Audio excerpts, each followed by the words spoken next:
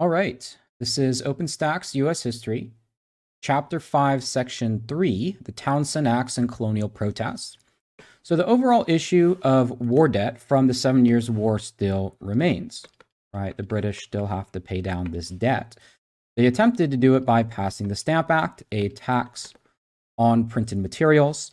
Colonists protested, rich and poor, north and south. The Stamp Act was repealed. Parliament still declared the right to tax the colonists and replace the Stamp Act with the Townshend Acts, right? Townsend, I call it Townshend Acts. Townshend Acts, which were designed to raise money, revenue, to pay war debt. They were passed by Charles Townshend, right, who you see here, who they are named after. And Townshend was somebody who wanted to avoid this, the same type of reaction that the Stamp Act got, but really wasn't willing to loosen parliamentary control. One example is his disbandment or his disbanding of the New York Assembly. So they were pretty much disbanded because they refused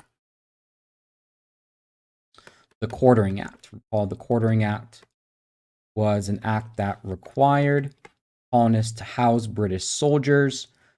New York didn't do that, and so Charles Townshend responded by disbanding the Assembly. The Assembly is the representative government there in New York. So what did this Revenue Act do? Well, it placed a tax on things like paper, paint, lead, tea, and glass. So these were the items taxed. And like previous taxes before the Stamp Act, it was external, meaning these items were imported / exported. So as a result of that, really colonial resistance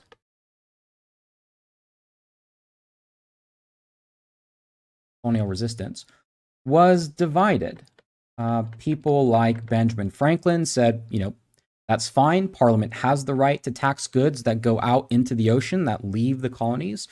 But other people like Samuel Adams of Massachusetts and other merchants, especially in the North, said no, right? It's whatever taxation is not right without the adequate representation. So you don't quite get as visceral of a reaction out of the Townshend duties as you did with the Stamp Act, right? The Stamp Act really was the one that caused all the colonists to go crazy. This one is, there's a little bit more of an acceptance by the colonists of this.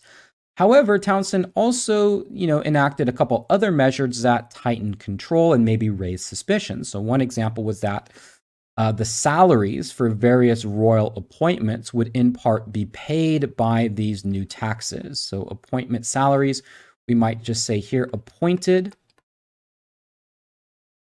British officials to be paid. That's ugly. To be paid by Britain and not colonial assemblies. So before assemblies, or I guess IES, before royal officials were paid by colonial assemblies, if the royal officials did something that the colonists didn't like, they could pretty much just cut their paychecks. Now, the British are paying these officials directly, meaning they don't really have to respond, or they don't have an incentive to respond to the colonists. So the colonists become very, very uneasy about this.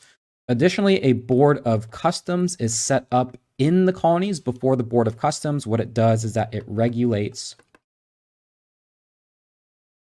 smuggling. We will say it is set up in Boston. Before, this was in England, meaning it was much farther away. Now it's being relocated into the colonies, so a much kind of stricter approach to smuggling or illegal trading, and more vice admiralty courts. Again, a vice admiralty court is a court with no jury. More courts created. So again, sort of an easing up when it comes to taxation, but in some other ways, Great Britain is kind of tightening their grip, in regulating smuggling or paying for various appointment salaries. So, reactions are varied. For example, one such reaction written by John Dickinson, Letters from a Pennsylvania Farmer. This is pretty much just a letter or a document. We'll just call it a letter that protests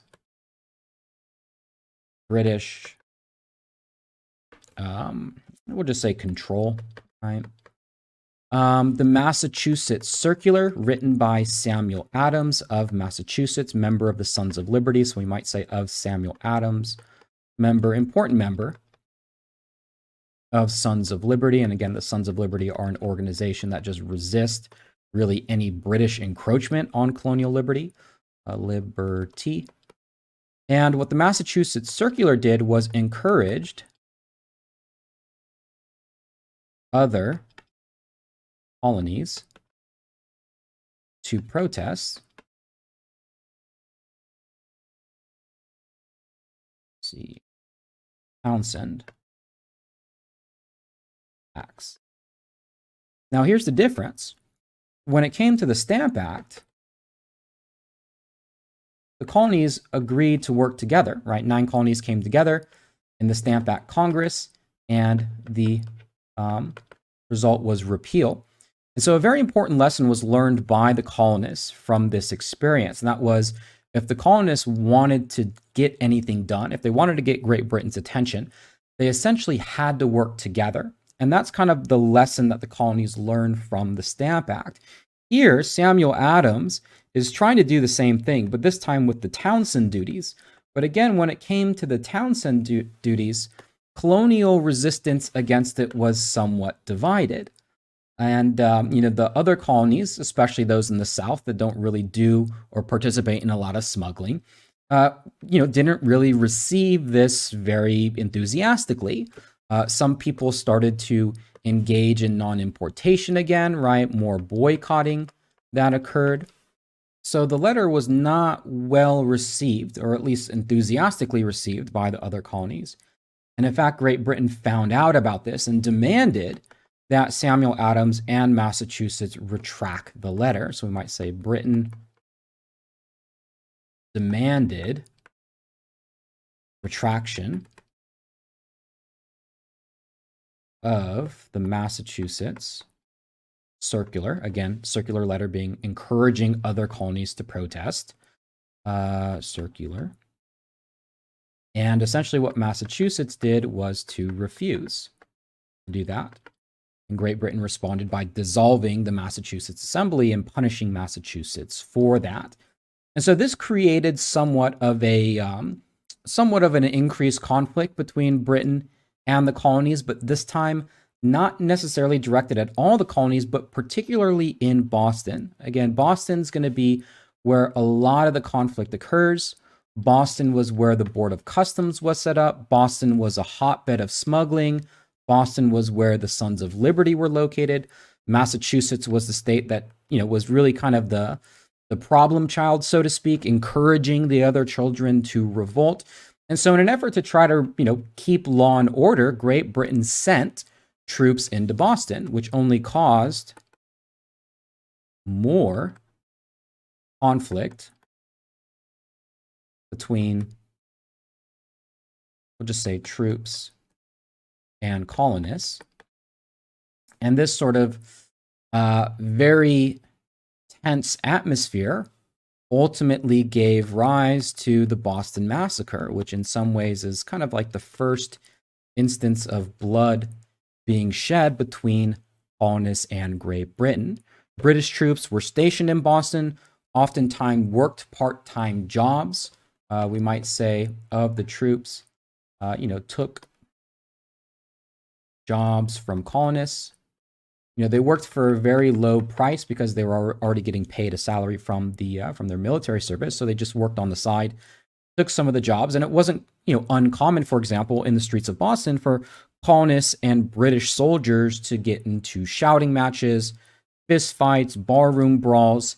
And in fact, the Boston Massacre initially started when a group of angry colonists began throwing rocks and snowballs at British soldiers. British soldiers responded by firing into the crowd. So we might say of the Boston Massacre, British soldiers fired into crowd of colonists, killing 5. I believe 5 people were killed. Among them was Crispus Attucks. Crispus Attucks was one of the first. Write this better. First person killed in Boston Massacre. Crispus Attucks, just sort of fun fact, he was of African and Indian descent in Massachusetts. 5 people total died. And this massacre was utilized by people in the colonies to really garner a anti-British sentiment. Paul Revere of Massachusetts, we'll just go ahead and say published anti-British propaganda. One such example is this right here, where Paul Revere showed the British being lined up in a military formation. Let me move my screen down here, firing into an innocent crowd. And Paul Revere's point was, well, if the British are willing and able to literally shoot people in the streets of Boston, they're willing to shoot people in the streets of Philadelphia, in New York, in Charleston, in Savannah, in whatever other cities in the other colonies, trying to encourage the other colonies to side with Great Britain on this one. John Adams, who will later become one of the founding fathers, one of the authors of the Declaration of Independence, a lawyer in Massachusetts at the time, in favor of peaceful protest against Great Britain, actually defended the British troops in this instance. So the violence caused by the Boston Massacre was really not desired by either side, and it prompted Great Britain to take action, not in exactly the same way that they did with the Stamp Act, but pretty similar, and that was to issue a partial repeal of the Townshend duties, meaning that every single other tax was repealed except for tea, right? So tea, you might say, remained taxed.